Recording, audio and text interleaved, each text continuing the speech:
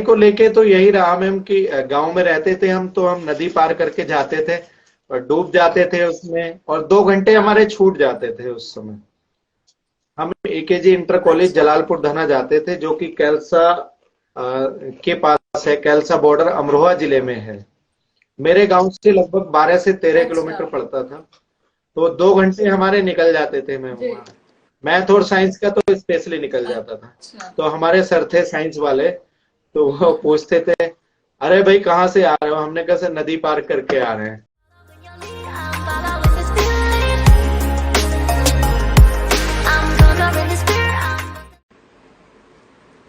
बंजर धरती बस करे यही एक पुकार, पेड़ लगाकर करो इनका श्रृंगार। हाय गाइस, स्वागत है आपका इंडिया के फर्स्ट पॉजिटिव टॉक शो में, जिसका नाम है पॉजिटिव टॉक विद आकांक्षा, और मैं हूं आपकी दोस्त आकांक्षा।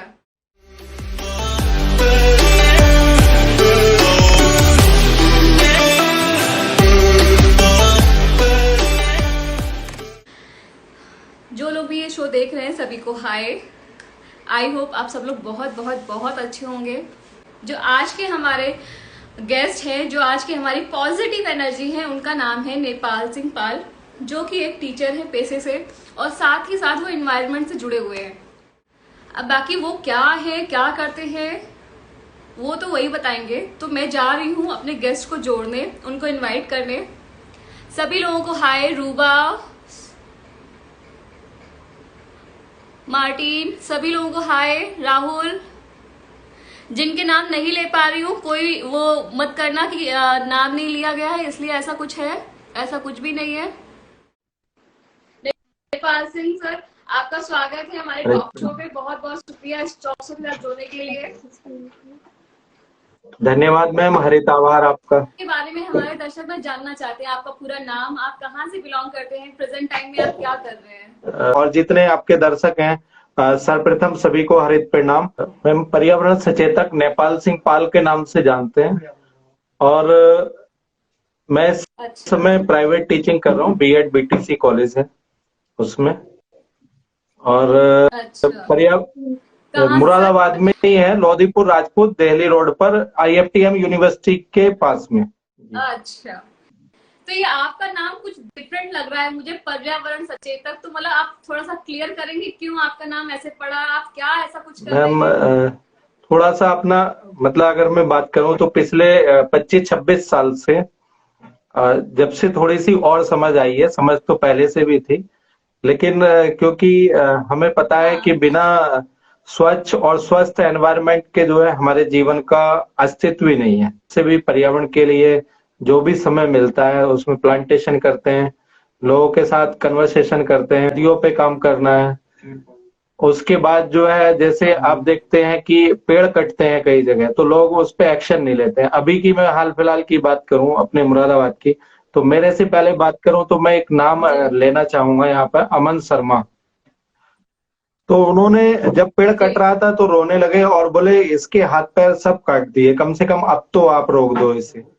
तो हाँ। मतलब वो कहीं ना कहीं उनके अंदर भी अगर वो जागा है, तो कुछ लोगों को देख के जागा है उनके अंदर भी ये प्रेम कि ये भी जीवित प्राणी है, और पेड़ पौधे जीवित प्राणी है, हम अच्छे से जानते हैं। हाँ। लेकिन हम समझ नहीं पाते, बस अपने आप को अपनी उंगली में अगर दर्द हो जाए, थोड़ा सा कांटा भी चुभ जाए, कील चुभ जाए, तो हमें बड़ा दुख दर्द होता है। लेकिन जिनसे हमें सांस मिल रही है, जो सांस हमें मिल रही है, हम उसे पहचान नहीं पाते, है ना।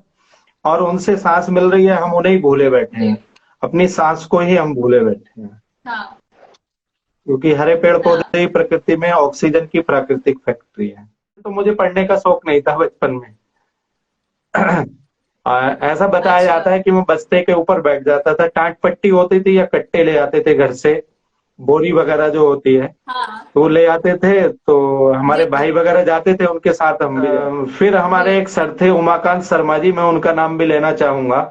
वो अगर व्यक्ति शायद नहीं होते, वो सर हमारी बिल्कुल। जिंदगी में नहीं आते, तो शायद मैं नहीं पढ़ पाता। उनके पास एक बच्चों को बहलाने अच्छा। का और हेल्थ बनाने के लिए भी नुस्खा था। सेब रखते थे अपने पास में, सफेद इलायची रखते थे, लौंग रखते थे, हाँ। और उसके साथ साथ वो गोला रखते थे जो नारियल होता है ना। तो उन्होंने हमें अपने पास बुलाया, बोले हाँ। आओ इधर। बिल्कुल। धीरे धीरे हमें उसका शौक लगा, हमें पता चला कि ये खाने मिलेगा तो पढ़ने जाना चाहिए। नदी पड़ती है, गागन नदी और करूला नदी और बान नदी, 3 नदियां हैं। हाँ तो जब हम पढ़ने जाते थे मैम, हाँ। तो पढ़ने जाते समय हमें नदी में बहुत पानी आता था उस समय, और तैरते हुए जाते थे, और कई बार हमें भी हाँ डुबकी लगी और हमारे साथ के थे तो वो हमें डुबा देते थे, बल्कि जी बोले ये पढ़ने नहीं जाएगा तो हम भी नहीं जाएंगे, तो घर मतलब स्कूल जाके भी पिटाई नहीं होगी, कि कोई स्कूल आया ही नहीं।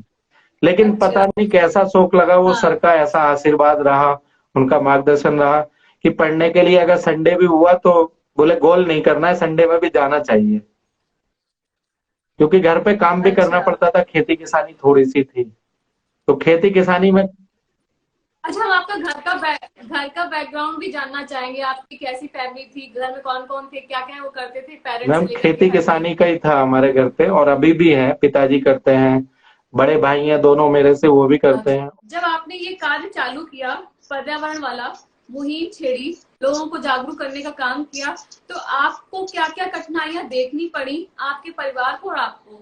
मैम वैसे हम कठिनाई तो नहीं कहेंगे उसे, मतलब सीखने के लिए ही मिला। हम बात कर रहे हैं तो वो सीखने के लिए मिला। अगर कुछ, लोगों का क्या रिएक्शन था? अगर आपको कोई कठिनाई नहीं आई तो लोगों का रिएक्शन तो अजीब गरीब आया होगा ना, कि अरे यार हाँ ये तो क्या मैम कर रहा है, इसका नेगेटिव क्या अगर है? रिएक्शन आया तो हमने उसे पॉजिटिव बनाया। वो अच्छा, ऐसे कैसे? बनाया कि अगर उन्हें लग रहा है कि अरे ये तो तुम ऐसा कर रहे हो, तुम्हारे घर से क्या जा रहा हाँ है ना।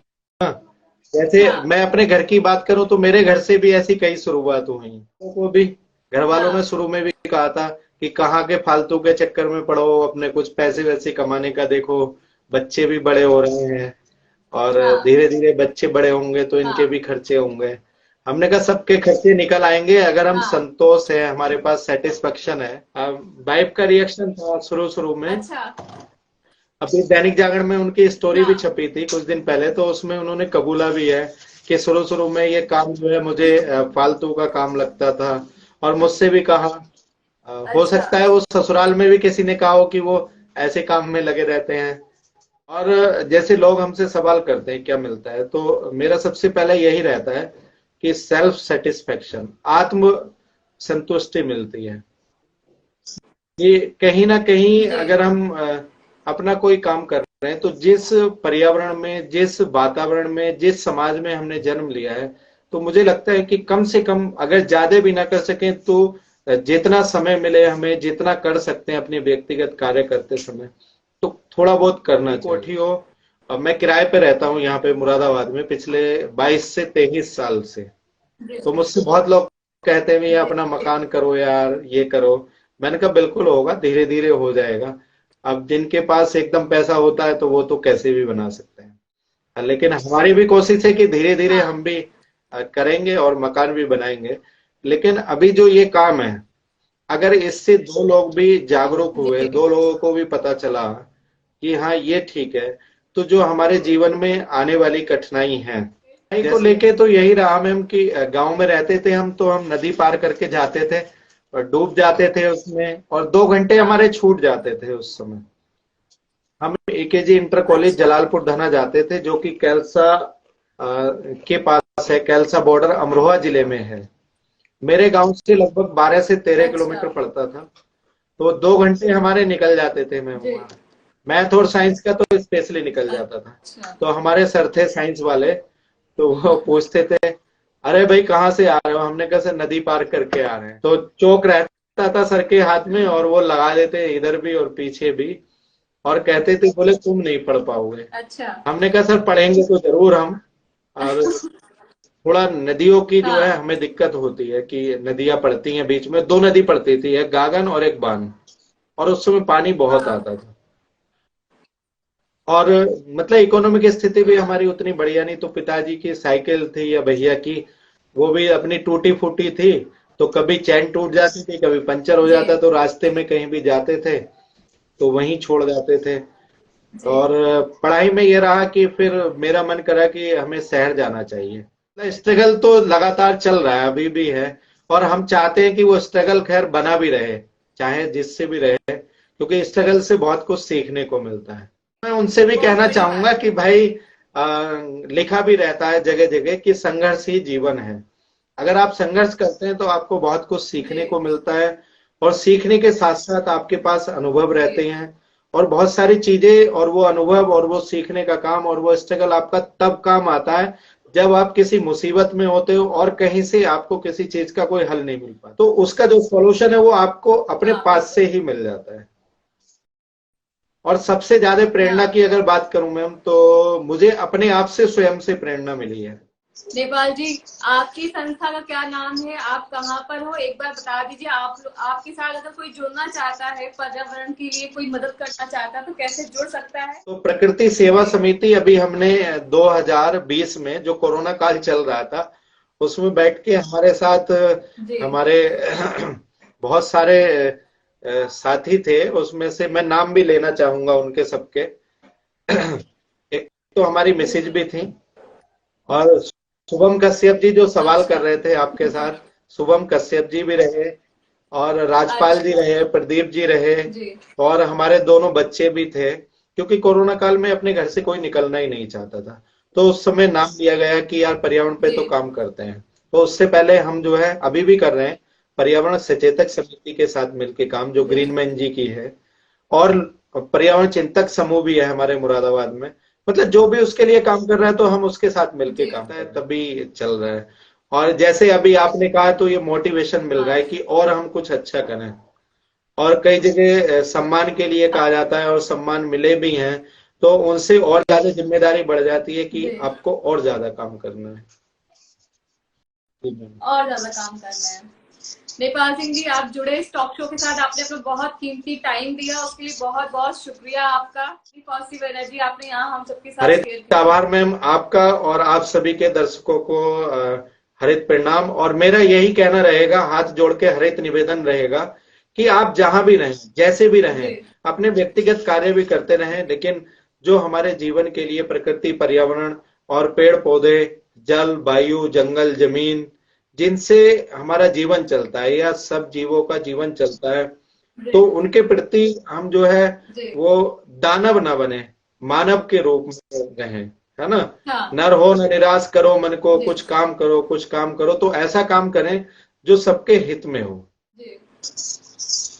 नेपाल सिंह जी, मुझे ऐसा लग रहा है कि शायद आपको इस शो के साथ जुड़ बिल्कुल मैम, और ये है कि जैसे अभी आपने बातें पूछी हमसे, तो कुछ चीजें जो हमारी छूट भी रही हैं या जो हम नहीं बता पाते थे कहीं भी, तो वो शायद हमने आज, मतलब बहुत सारी बातें आज नई भी साझा की हैं जो कहीं पे हम साझा भी नहीं कर पाए अभी तक।